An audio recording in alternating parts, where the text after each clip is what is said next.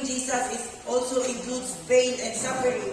Especially we have the one desire and passion, one ministry which is to expand the kingdom of God, especially para sa pagbuhat sa pagkalipay sa Ginoo para to glorify the name of God. And yes, we are united.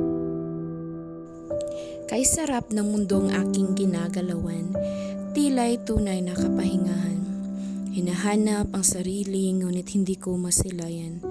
Kaya mundo ang aking naging kaibigan upang mahanap ang bawat piraso ng aking katauhan.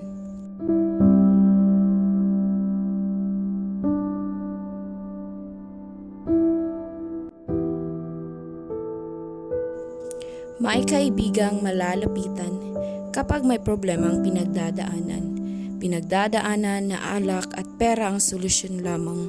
Kaibigang tulad ko naghanap ng kapayapaan, minahal ang mundo upang ang inaasam ay makamtan kahit panandalian lamang.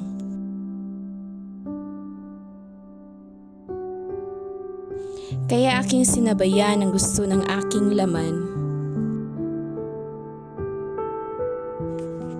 Tukso ay ayaw ko ng ayawan, nagbabakasakali na ang sakit na mararamdaman ay maibsan kahit panandalian lamang.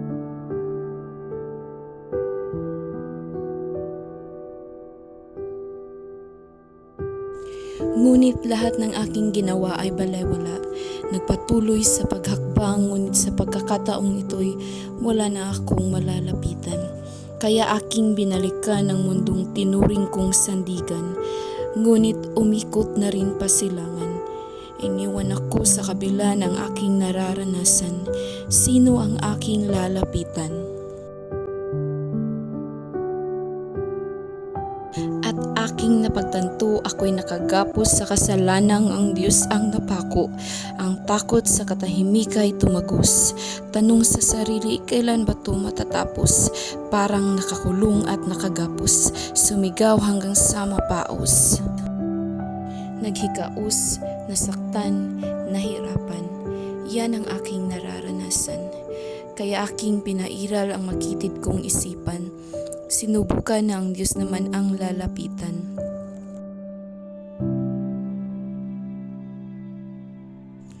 Nagkakabuklod sa isang paniniwala. Subukan naman natin na kay Kristo mananampalataya. Tayo'y laging sama-sama, nakikilahok tungo sa pagkakaisa.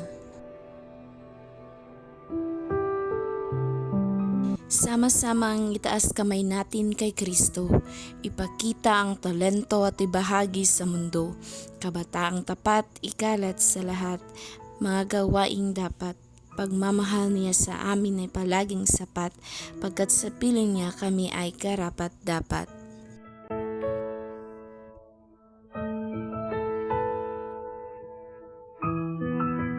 Tatapusin ko ang salitang ito. Na sa anumang pagdaanan laging sama-sama. Basta para kay Kristo ay nagkakaisa. Sinubok tayo pero di tayo patatalo. Lalove ban, yan ang sigurado.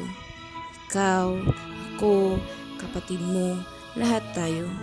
Ka-faith lang tayo kay Kristo.